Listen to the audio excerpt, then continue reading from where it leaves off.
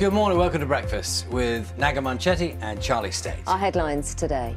The court commits you to the custody of the Commissioner of Corrections for a period of 270 months. That's 270. 22 and a half years in jail for the police officer who murdered George Floyd, whose family and supporters described the sentence as a slap on the wrist. Justice would have been George Floyd never have been killed. Justice would have been the maximum.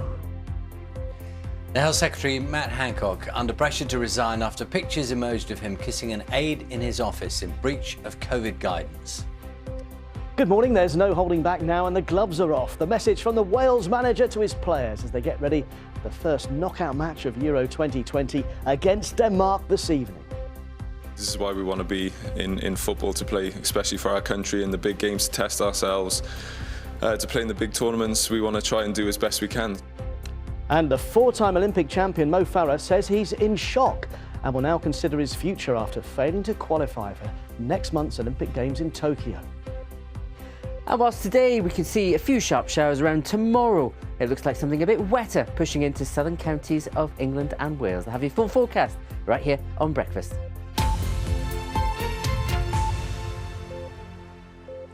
Good morning. It's Saturday, the 26th of June. The former US police officer who murdered George Floyd in Minneapolis last year has been sentenced to 22 and a half years in prison. Some of Mr. Floyd's family supporters said the sentence handed to Derek Chauvin wasn't long enough.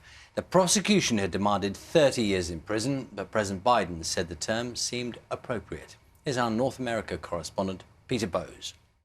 A final day in court for George Floyd's family and the man guilty of his murder, Derek Chauvin, to be sentenced for a crime that sparked protests across the country. This was the family's opportunity to express their thoughts as they searched for closure. George Floyd's daughter, 7-year-old Gianna, appeared first on video. Too young to fully understand the tragic events of the past year, she talked about the father she no longer had. It will be I miss you and I love you. When it came to the sentencing, the judge said his decision was not based on emotion or public opinion, but the law. As sentence for count one, the court commits you to the custody of the Commissioner of Corrections for a period of 270 months. Hands up right now. Let me see your other hand. 22 and a half years for his role in this, the arrest of George Floyd, caught on camera by a bystander, and a sequence of events that resulted in his murder.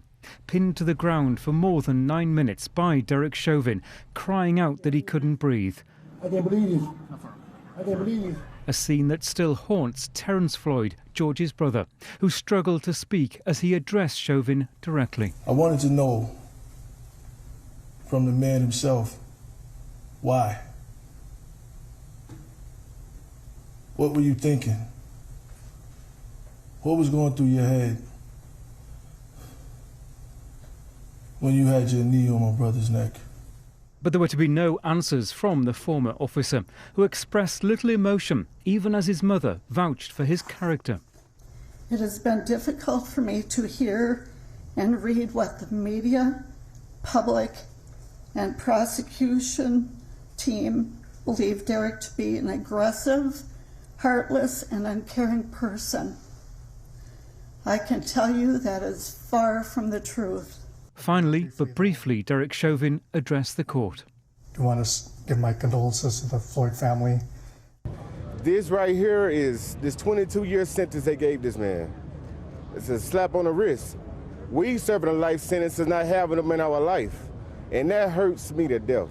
The Reverend Al Sharpton, a long-time civil rights activist, put Chauvin's 22-and-a-half-year prison term in context. This sentencing is the longest sentence we've seen, but it is not justice, because George Floyd is in a grave tonight, even though Chauvin will be in jail.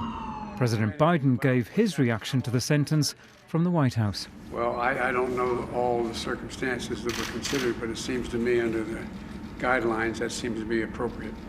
One down, 3 to go. One down, 3 to go. 3 other officers who were involved in the arrest of George Floyd are still to face their day in court.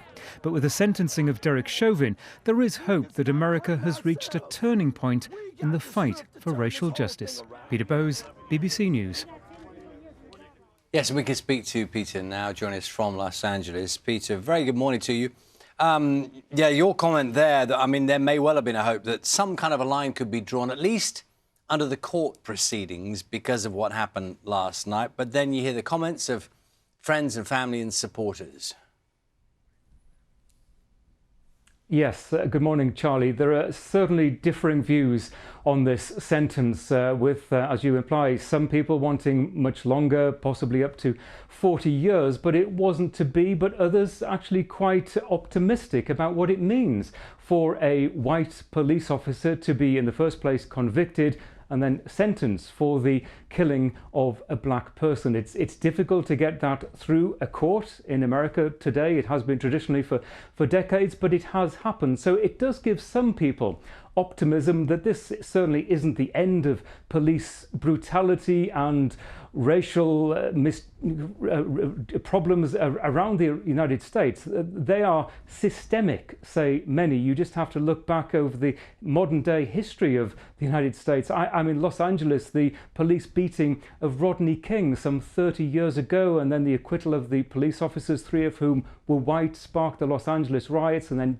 decade after decade we hear about more and very similar cases. But now we have this very high profile case, a conviction and a sentencing that may be the beginning of a new attitude in the United States. And we are seeing it in cities and in states around the country. I think all eyes are on the federal government, on the Biden administration, to pass a meaningful law. And there is a bill going through Congress in the name of George Floyd, that is languishing in Congress because of the political divide that we're currently seeing in Washington. But if passed, that would mean significant and meaningful change that would perhaps change police forces up and down the country for a long time. Peter, for the moment, thank you very much. Pressure is mounting on the Health Secretary, Matt Hancock, to resign after pictures and now CCTV footage emerged of him sharing an intimate embrace with an aide in his office. Mr. Hancock admitted breaching social distancing guidance after the incident was exposed by the Sun newspaper. Downing Street said the Prime Minister had accepted his apology and considered the matter closed. Our political correspondent, Jonathan Blake, has more. He has been at the forefront of the government's response to the pandemic, urging people to follow the rules. Keep doing your bit. Remember the basics: hands, face, space and fresh air. But Matt Hancock is now under intense political pressure for going against his government's guidance. Yesterday's revelations in The Sun that he was pictured kissing and embracing a close aide in his departmental office last month have led to accusations of hypocrisy and calls for him to quit.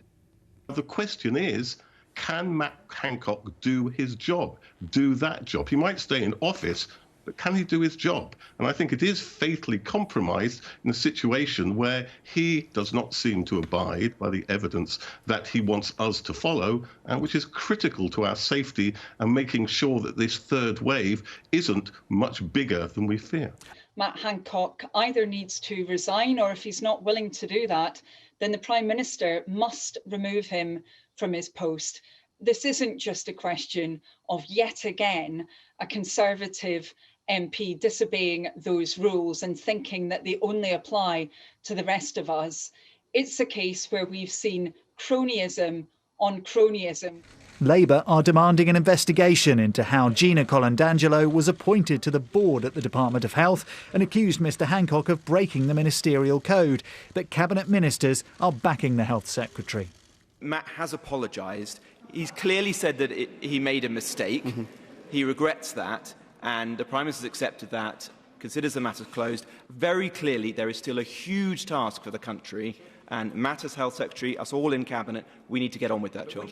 Matt Hancock's credibility and authority have taken a big hit, but the Prime Minister has shown no sign of sacking him and says he considers the matter closed.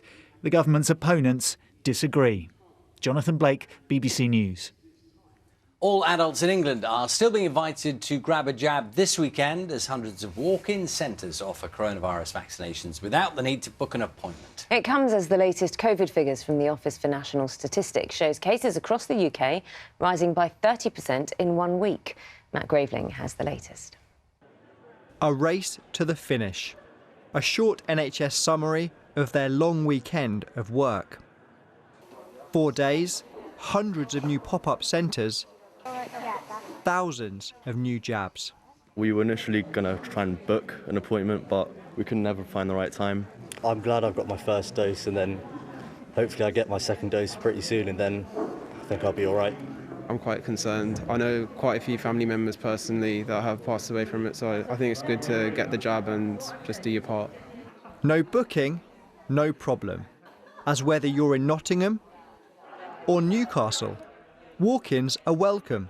It's all part of the government's goal to give at least one dose to every adult by the 19th of July.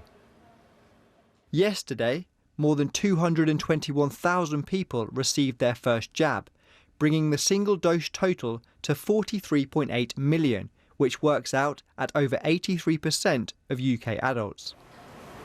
With just 3 weeks to hit the government target, football fans were lured to North London as Arsenal offered a free stadium tour as their ground became a pop-up centre. Meanwhile, in West Yorkshire, many people waiting got their first dose of live music. Inside, others were getting back in the groove.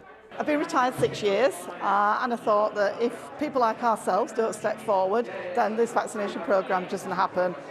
People are working, the nurses who are working can't be released to do this job, so we're here.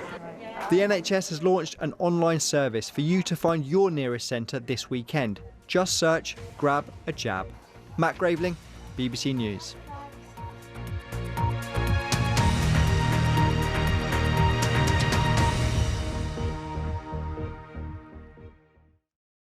See the headlines as they happen and watch BBC News live in the app and get the full story with bbc.co.uk/news.